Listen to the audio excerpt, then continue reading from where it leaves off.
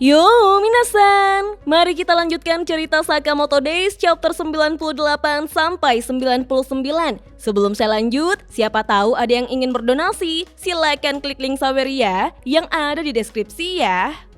Diawali dari penarik Jinrikisha yang sudah mengeluh kelelahan pada Osaragi. Namun Osaragi terkejut saat melihat bos bertingkat yang ditumpangi oleh Geisha untuk mengejarnya. Dari atas bus bertingkat, Geisha lantas menembakkan rentetan peluru yang mampu diblokir oleh Osaragi dengan gergaji mesinnya. Meskipun begitu, penarik becaknya sampai ketakutan. Osaragi tampak marah pada Geisha, namun Geisha memintanya untuk tidak menatapnya seperti itu. Apalagi susah bertarung menggunakan senjata sebesar itu di tempat sempit seperti ini, serta suhunya yang dingin. Penumpang bus pun sampai harus berpura-pura tidak melihat Geisha yang turun ke lantai bawah karena merasa dia menyeramkan. Tetapi ada seorang penumpang yang justru mau memotretnya. Sehingga Geisha itu pun marah karena melarangnya mengambil foto orang tanpa meminta izin terlebih dahulu. Ketika Geisha mau membunuh penumpang itu, Osaragi dari Jinrikisha pun melemparkan gergaji mesinnya sampai membuat Geisha terlempar keluar bus. Orang-orang pun sangat terkejut membuat Geisha mengomel pada Osaragi karena perbuatannya telah merusak inventaris publik. Osaragi tersadar jika Shishiba pasti akan memarahinya lagi. Osaragi lalu mengingat ketika Shishiba menasihatinya untuk sebisa mungkin menekan kerusakan di kota ini. Dan juga jangan membunuh warga sipil yang tidak ada hubungannya dengan tugas mereka.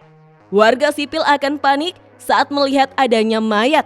Osaragi sekarang mengatakan pada Geisha bahwa warga sipil punya hak untuk hidup damai. Mereka tidak bisa melibatkan warga sipil dengan tugasnya. Mendengar ucapan Osaragi, Geisha menganggap jika mereka itu seperti orang yang aneh. Jahat sekali. Jadi, apakah Osaragi berniat menghakimi orang lain? Jauh di dalam lubuk hatinya, setiap manusia memiliki keinginan untuk hidup dan juga membunuh. Bagaimana bisa mereka memaafkan orang lain yang menghalangi keinginan mereka dan membuatnya menderita, serta malah mengutuk aksi pembunuhan? Osaragi pun menjawab, memangnya sejak kapan mereka pernah dimaafkan? Sontak, Geisha pun sangat marah mendengarnya. Beralih pada pertarungan Yotsumura melawan Shishiba, Yotsumura dengan luka di pipinya yang sampai memperlihatkan giginya, memuji kekuatan Shishiba yang boleh juga. Mereka bahkan memasangkan Shishiba dengan wanita muda yang cantik. Berarti JAA pasti cukup serius dalam menyeleksi stafnya. Shishiba mengingatkan bahwa Yotsumura pernah bilang bahwa memiliki keyakinan yang kuat untuk membunuh adalah hal yang diperlukan untuk menjadi seorang pembunuh bayaran. Jadi, Shishiba akan memberitahunya sesuatu. Gagasan yang perlu mereka berikan pada mesin pembunuh adalah gagasan kuno. Kembali pada pertarungan Osaragi melawan Geisha, di mana Geisha sekarang telah melompat dan menyerang secara dekat Osaragi sehingga menghancurkan becak Jinrikisha. Dari dekat, Geisha mengatakan bahwa Osaragi memiliki wajah yang cantik. Dia pun menembakinya sampai becak Jinrikisha benar-benar hancur. Tetapi Osaragi menghindar dengan memasuki tempat hiburan di mana Geisha lain tengah bersenandung. Sembari menyerang Osaragi dengan dinding lipat, Geisha menjelaskan, selama ribuan tahun, semua orang datang untuk melihatnya. Watonai mengenakan ikat kepala berwarna emas, dan dengan semangatnya, dia berhasil menangkap binatang buas. Ketika Osaragi terbaring di lantai dan tertutupi oleh dinding lipat, Geisha pun menusuknya berkali-kali dengan payungnya. Tetapi dia tersadar karena dia tidak bisa mencabut payungnya. Sementara itu, Shishiba mengatakan pada Yotsumura bahwa tren pembunuh bayaran zaman sekarang adalah gadis-gadis muda dengan gergaji bundar yang tumbuh di lingkungan pertanian. Rupanya, Osaragi menahan payung tersebut sembari menatap Geisha dengan sangat menyeramkan. Hal itu mengejutkan Geisha.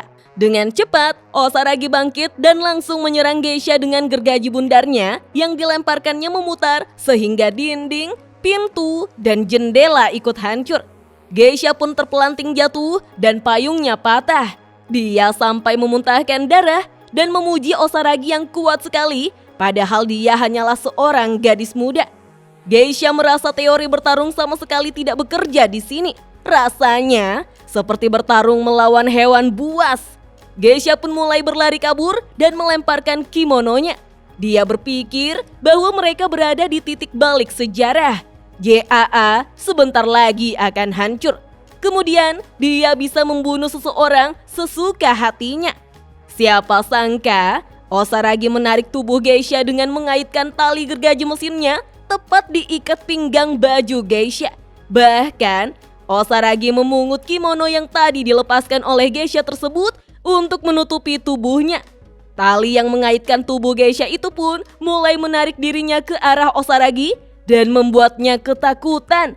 Tetapi saat Geisha tersadar, dia sudah berada di dalam baju kimononya dan disuruh diam oleh Osaragi.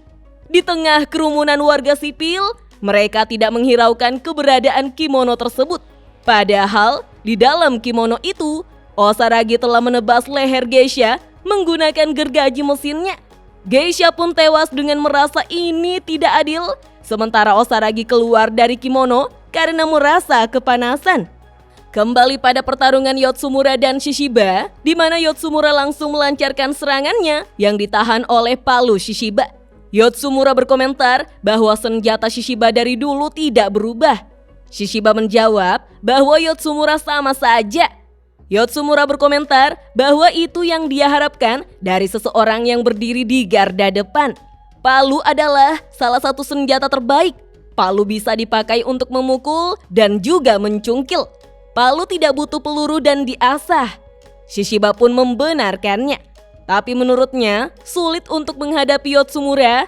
Itulah kenapa dia membawa asistennya Osaragi.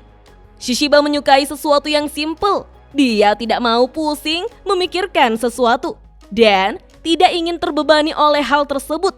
Namun Yotsumura terlalu banyak memikul beban. Kilas balik pun diperlihatkan pada 8 tahun yang lalu. Saat itu Shishiba tidak menyangka jika Yotsumura sebagai pembunuh bayaran memiliki keluarga. Dia merasa itu konyol. Yotsumura yang duduk bersama istri dan anaknya mengatakan bahwa Shishiba terlalu berlebihan memandang pekerjaan pembunuh bayaran. Shishiba pun bingung karena dulu Yotsumura memegang prinsip bahwa kunci kedamaian dunia ini adalah dengan berada di sekeliling orang yang tidak takut dengan kematian. Tapi prinsip Yotsumura sekarang berubah bahwa kunci agar bisa bertahan di dunia ini adalah memiliki keinginan untuk melindungi seseorang yang berharga baginya. Shishiba pun hanya mengiyakannya. Ketika Yotsumura memanggil Amane kecil untuk bersamanya, Amane justru merajuk dan tidak mau mendatanginya, membuat Shishiba mengingatkannya bahwa Yotsumura adalah tangan kanan atasan. Itu artinya Yotsumura adalah orang nomor 2 di JAA. Karenanya Yotsumura pasti memiliki banyak musuh, namun malah memiliki seorang anak. Apakah Yotsumura tidak mencemaskannya? Tiba-tiba dari belakang, istri Yotsumura yaitu Shino menodongkan pisaunya di leher Shishiba. Dia mengatakan bahwa dia juga adalah seorang pembunuh bayaran. Lalu memperingatkannya bahwa ini sudah waktunya anak mereka tidur. Jadi Shishiba harus cepat pulang. Shishiba pun naik pitam karena merasa Shino kasar sekali, membuat Yotsumura mendamaikan mereka dengan meminta maaf pada Shino dan akan mengantar Shishiba. Dalam perjalanan, Shishiba berkomentar bahwa selera Yotsumura dalam memilih perempuan benar-benar payah. Yotsumura pun menanyakan apakah Shishiba masih marah dengan istrinya. Shishiba menjawab agar Yotsumura melihat kelakuan istrinya. Yotsumura pun mengatakan bahwa istrinya memang seperti itu sejak dulu. Yotsumura menanyakan apakah Shishiba akan tertawa jika memang dia mencintai perempuan seperti itu. Shishiba pun mulai kesal karena sekarang dia harus mendengar kisah cinta bosnya sendiri. Yotsumura mengatakan bahwa suatu hari nanti Shishiba pasti akan mengerti. Ketika seorang pria bertemu dengan perempuan yang dia cintai, maka apapun kekurangan yang dimilikinya, dia pasti akan menerimanya. Shishiba pun merasa itu najis, lalu meminta cepat diturunkan di sini. Namun Yotsumura menitipkan pesan, jika sesuatu terjadi padanya, Yotsumura meminta Shishiba untuk menjaga mereka. Shishiba hanya menjawab, sepertinya Yotsumura salah orang. Yotsumura pun menjawab, dingin sekali. Shishiba melanjutkan, jika sesuatu terjadi pada Yotsumura, mungkin dirinya lah yang pasti sudah mati duluan. Yotsumura menjawab, tidak. Saat ini ada yang tidak beres dengan jajaran petinggi JAA. Ada beberapa kelompok yang dicurigai berencana membunuh atasan. Shishiba pun tidak menyangka jika JAA seburuk itu. Yotsumura lantas mengatakan dengan tegas jika dirinya ditugaskan langsung oleh atasan untuk mencari dan membunuh konspiratornya. Shishiba merasa Yotsumura terlalu santai membicarakan hal sepenting ini. Bagaimana jika Shishiba adalah salah satu dari pemberontak tersebut? Yotsumura pasti tidak akan pandang bulu meski dia bukan konspiratornya. Yotsumura pun membenarkannya. Mungkin beberapa petinggi JAA ikut terlibat dalam hal ini. Yotsumura yakin jika mereka saat ini juga mengincarnya. Shishiba pun merasa ini menyebalkan, jadi dia akan berpura-pura tidak tahu. Kemudian dengan tegas, Yotsumura memohon pada Shishiba, namun Shishiba hanya berdecak saja. Kemudian di musim gugur, di mana amanah telah bertambah besar, Yotsumura pun mengetahui bahwa konspiratornya telah teridentifikasi. Dia merencanakan pembunuhan pada atasan pukul 3 pagi di markas JAA. Perintahnya, bunuh konspiratornya dan gagalkan rencana tersebut. Setibanya Yotsumura di rumah, dia pun berpamitan dengan istrinya untuk pergi sebentar. Jadi Shino tidak perlu menyiapkan makan malam untuknya. Shino menanyakan, apakah Yotsumura mau bekerja? Yotsumura menjawab, ya, seperti biasa. Shino lalu mengomel tentang Yotsumura yang enak karena bisa bekerja, sedangkan dia harus berdiam diri di rumah. Padahal Shino juga mau kembali bekerja seperti Yotsumura. Kalau begini, bisa-bisa skill Shino akan tumpul. Yotsumura meminta Shino untuk tidak khawatir karena saat pekerjaannya sudah selesai, dia akan mengambil cuti. Yotsumura pun memanggil Amane dan memberikannya hadiah. Itu adalah tongkat titanium 3 bagian. Tetapi Yotsumura dibuat terkejut karena Amane sudah menguasai tongkat titanium 3 bagian itu. Amane menginginkan tongkat 4 bagian dan sudah bosan dengan tongkat 3 bagian. Yotsumura hanya bisa menghela nafas, merasa anaknya cepat sekali tumbuhnya. Shino berkomentar bahwa Amane sangat mengagumi ayahnya. Setiap hari dia selalu berlatih. Namun, ekspresi Shino langsung berubah ketika melihat perintah yang diterima oleh Yotsumura. Di saat Yotsumura mulai mengenakan jasnya untuk berangkat, siapa sangka Shino sudah membuat Amane tidak sadarkan diri dan menyandranya dengan pisau di lehernya. Shino meminta Yotsumura untuk menuruti perkataannya untuk tidak mengambil pekerjaan itu, atau Amane akan dibunuh. Hal itu mengejutkan Yotsumura.